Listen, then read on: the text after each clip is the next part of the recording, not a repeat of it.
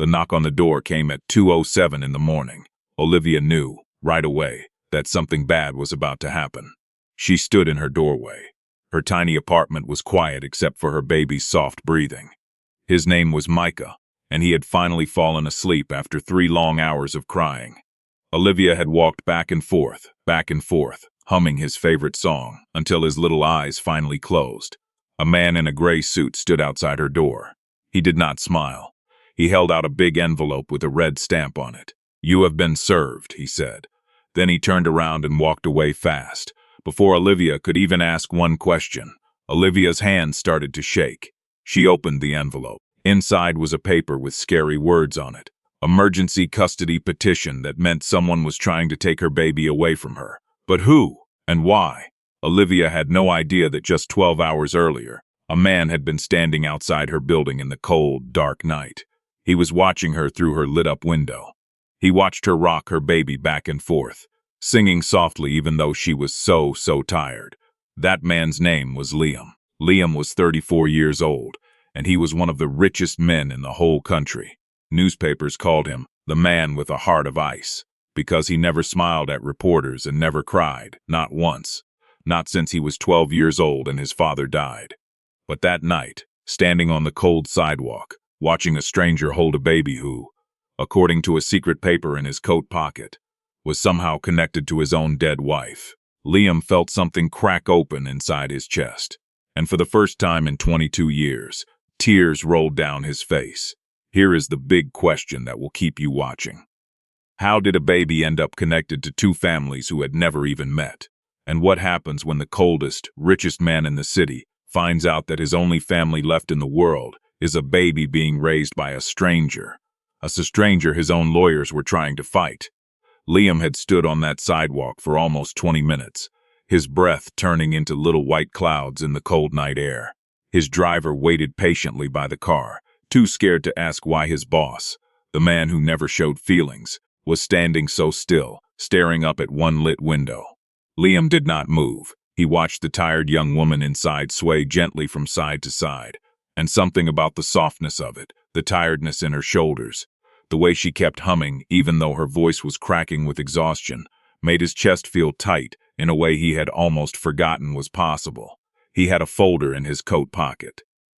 Inside that folder was a letter from the fertility clinic, an apology so careful and so lawyer-approved that it barely sounded human. It explained in cold, careful words that a mistake had happened. A very big mistake.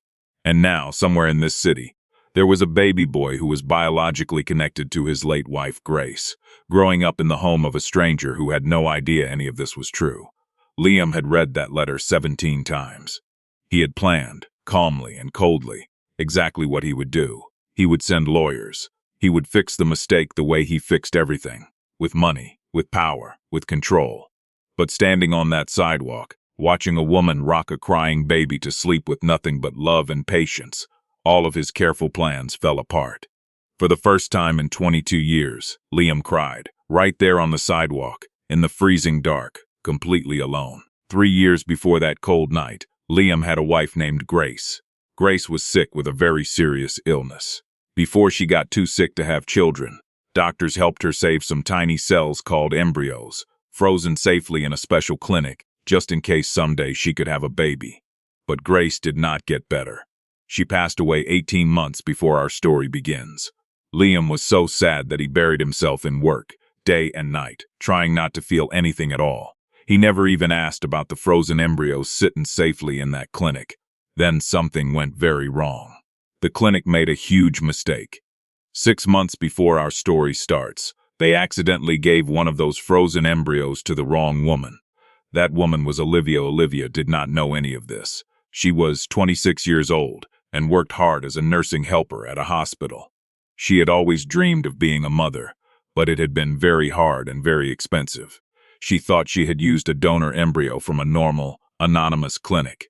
She had no idea her baby boy, Micah, was actually connected to a woman who had once been married to one of the richest men in America. Olivia had fought so hard for her baby. She had cried through failed tries. She had counted every coin in her savings jar.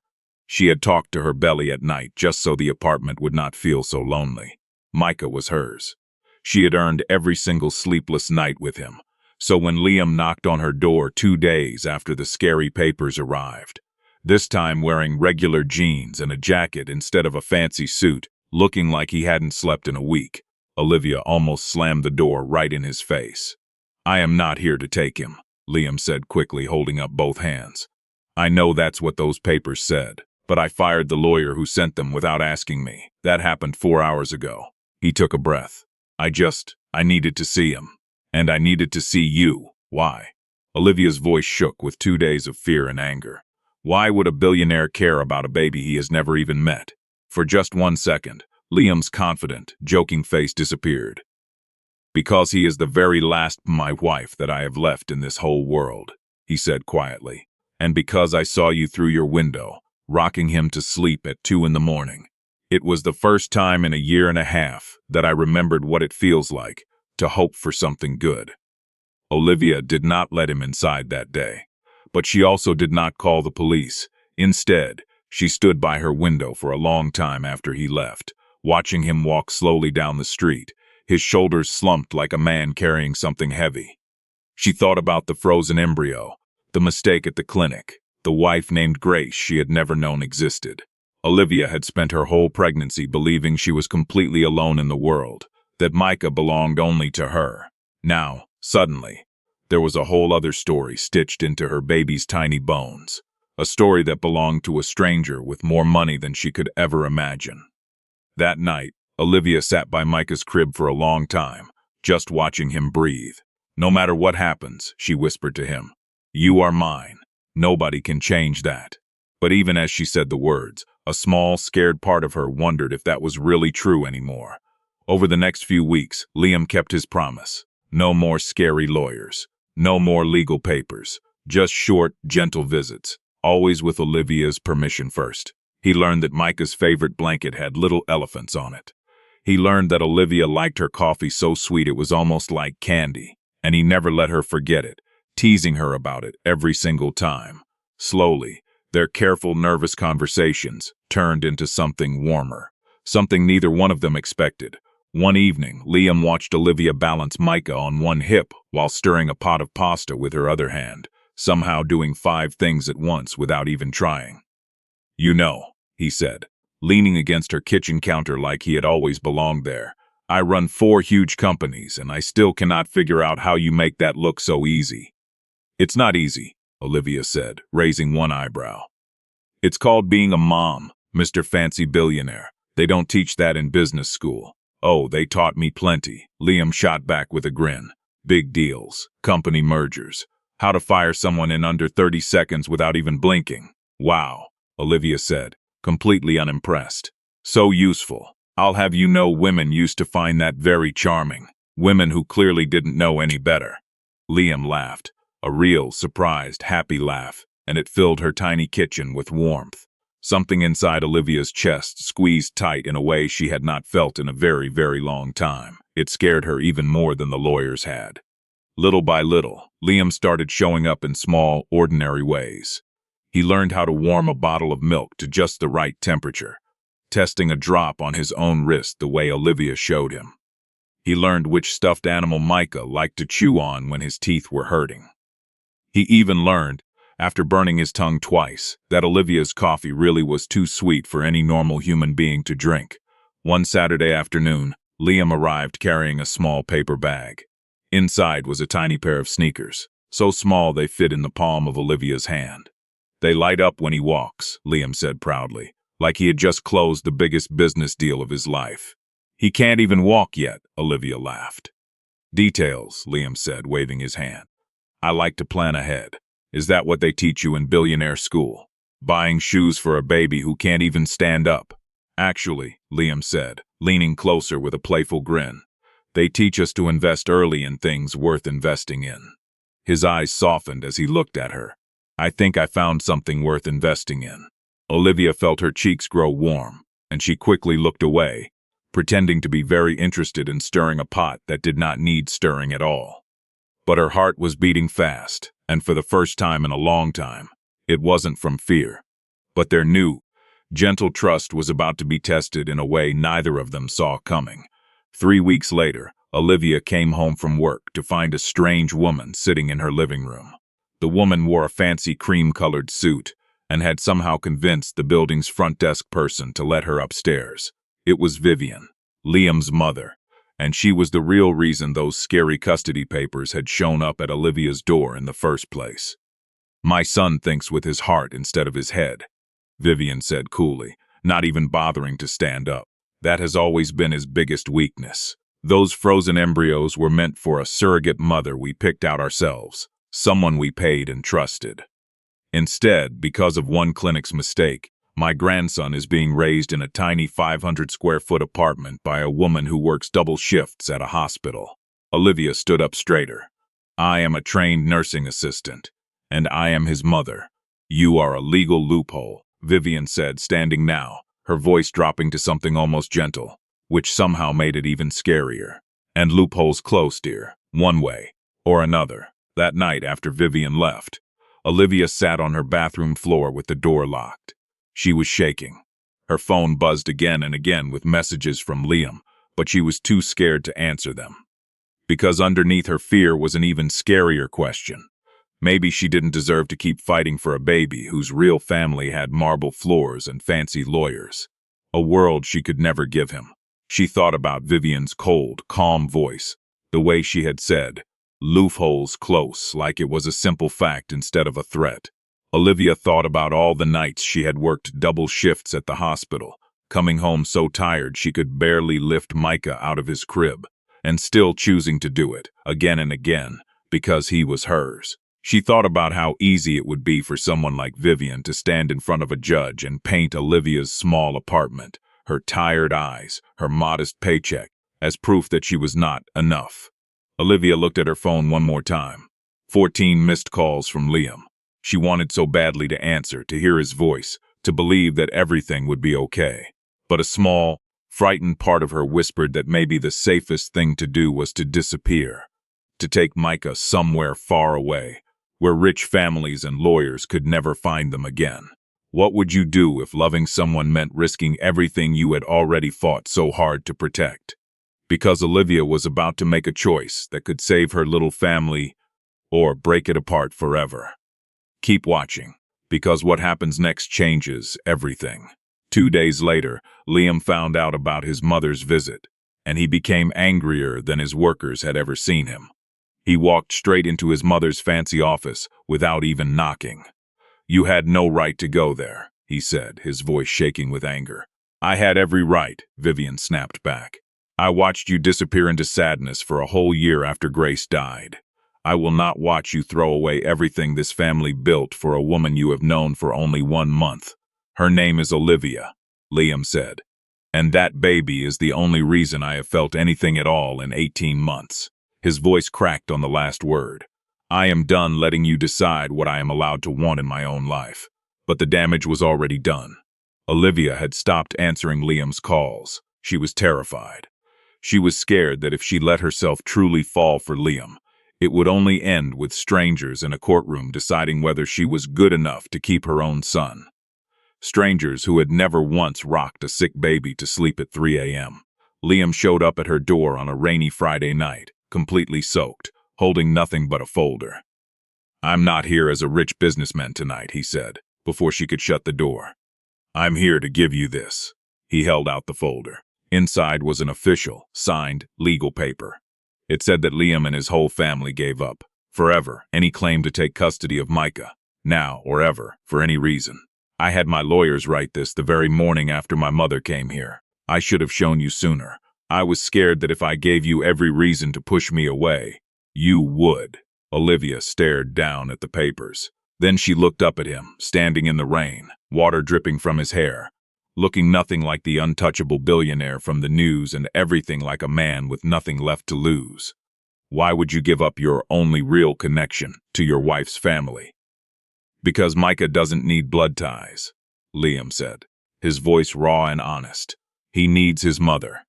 And I would much rather spend the rest of my life earning a place in his world, as the man who loves you both, than spend one more day being the reason you're scared." For the first time since that terrifying knock at 2 a.m., Olivia let herself cry. Not from fear this time, but from pure relief, because for once in her whole life, someone had chosen her instead of fighting to take something away from her. Liam stepped inside, dripping rainwater onto her small kitchen floor, and Olivia handed him a towel without even thinking about it, like he had already become part of her everyday life. They sat together on her worn-out couch, Micah asleep between them, and for a long time neither of them said anything at all. They didn't need to. "I used to think being strong meant never needing anyone," Liam finally said, staring down at his hands. "My father taught me that. He said feelings were expensive and love was bad for business." He let out a small, sad laugh. "I believed him for a very long time. And now," Olivia asked softly, "now I think the strongest thing I have ever done in my whole life," Liam said, looking up at her, "is standing on your doorstep in the rain, completely terrified you were going to say no." Olivia reached over and gently took his hand. "I'm not going to say no," she whispered. "Not tonight." 6 weeks passed, and life finally felt calm. Liam had started leaving a spare toothbrush at Olivia's apartment. She had started leaving one at his big fancy home too, but peace never lasts forever in a story like this one. Vivian played her very last card. She leaked the whole secret story to newspapers and TV. The clinic's mistake, the frozen embryo, Olivia's real identity, even secret photos of Liam visiting a mystery woman late at night. She twisted the story to make Olivia look like a sneaky, greedy woman who had tricked a grieving, heartbroken widower. Within hours, reporters and cameras surrounded Olivia's apartment building. Her hospital job, worried about all the bad news, suspended her from work. Her name showed up online next to cruel, unfair words. She sat on her bathroom floor again, Micah sleeping safely in the next room, and for one horrible moment, Olivia almost believed the ugly lies the world was telling about her. She scrolled through comment after comment on her phone, each one worse than the last. Strangers who knew nothing about her, nothing about the sleepless nights, or the failed treatments, or the way she had fought so hard just to become a mother, were calling her cruel names, guessing at motives she never had. Her hands shook so badly she nearly dropped the phone into the bathtub. Someone banged loudly on her apartment door. Not Liam this time, but a reporter shouting questions through the wood. Olivia pressed her back against the cold bathroom wall and slid down until she was sitting on the tile floor, hugging her knees to her chest, feeling smaller than she had felt in years. For one terrible, quiet moment, she almost believed she deserved this. She almost believed that maybe rich, powerful families like the Colemans were right, that maybe she really wasn't enough. But then she heard Micah stir softly in the next room, and something inside her hardened like steel. She was not going to let a lie decide who she was. Not after everything she had already survived.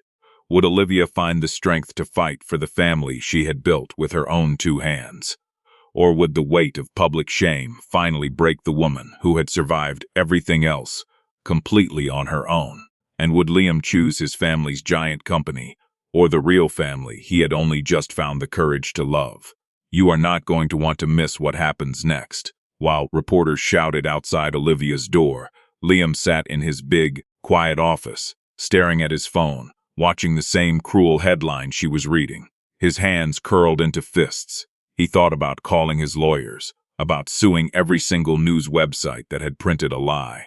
But then he thought about something his wife Grace used to say, back before she got sick. Anger fixes nothing. Love fixes everything, if you're brave enough to show it. So instead of calling his lawyers, Liam grabbed his car keys. He arrived at Olivia's building and pushed straight past the crowd of reporters without saying a single word to any of them, ignoring every shouted question. He knocked gently on her door, 3 soft knocks, a pattern she would come to recognize as only his.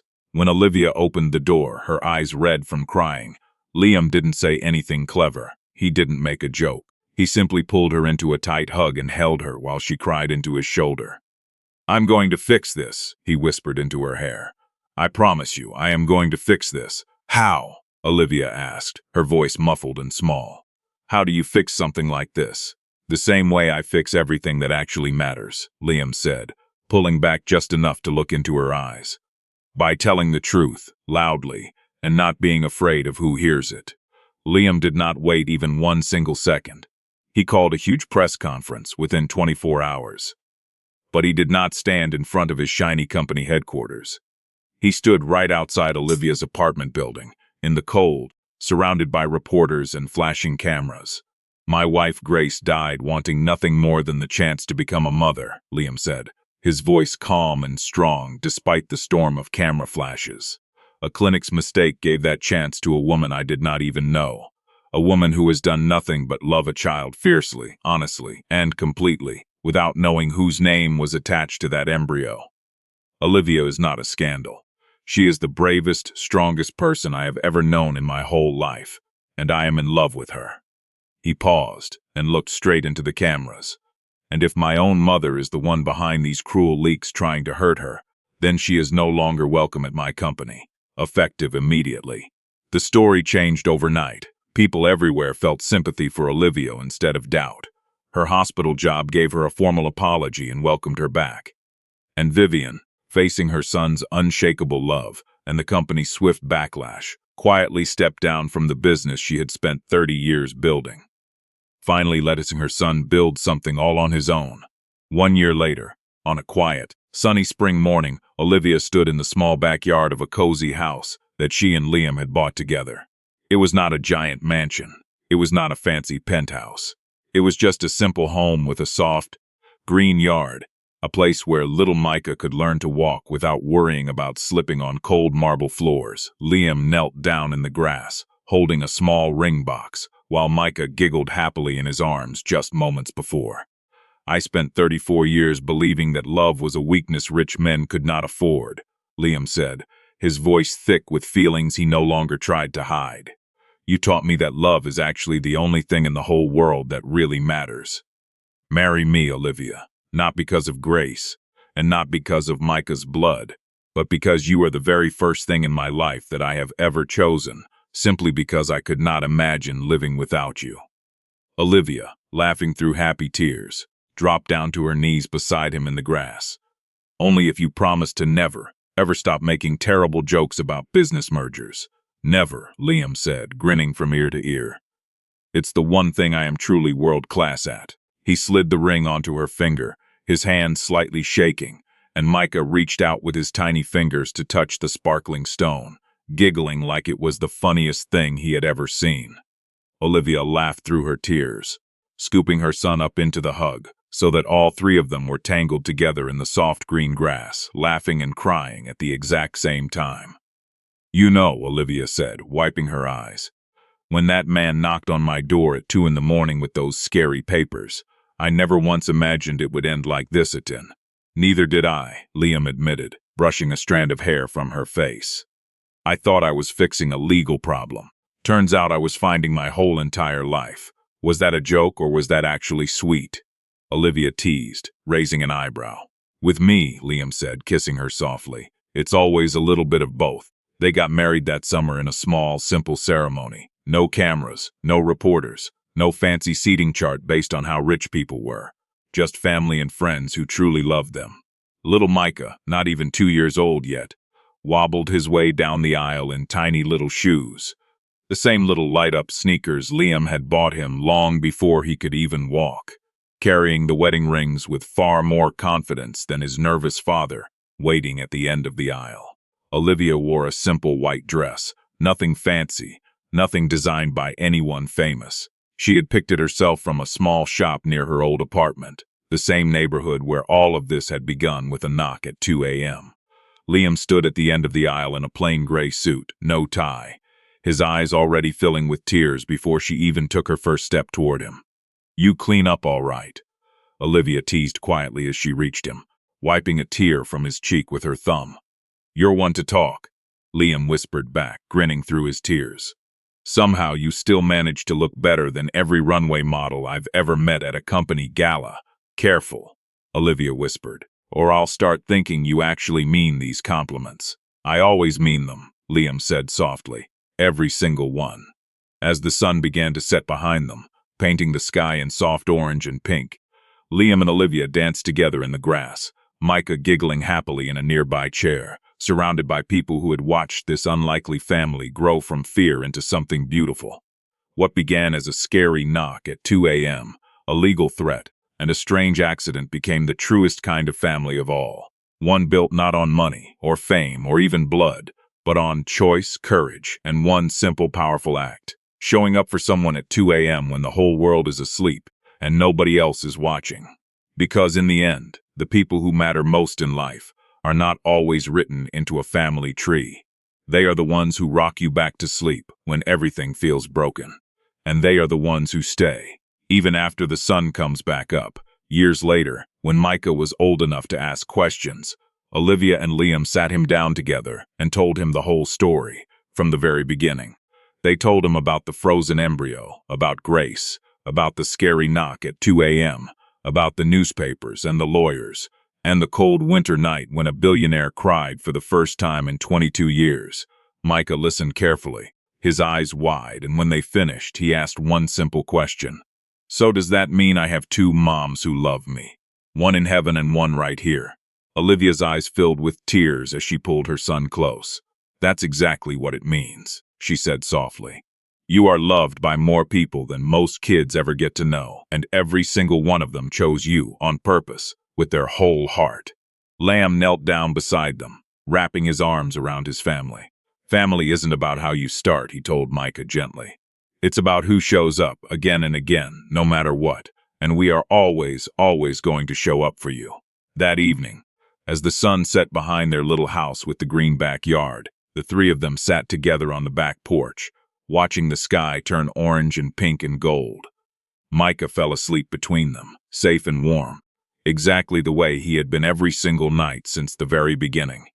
Rocked to sleep by someone who loved him more than anything else in the whole wide world. And somewhere, high above the clouds, perhaps Grace was smiling too, grateful that the family she had dreamed of, the family she never got the chance to meet, had found each other after all. Through a strange twist of fate, a scary knock at 2 a.m., and a love story nobody ever saw coming. If this story made you feel something warm and happy inside, if you believe that a real family is not about where you come from, but about who chooses to stay by your side, give this video a big thumbs up and subscribe for more heartwarming stories about what family truly means.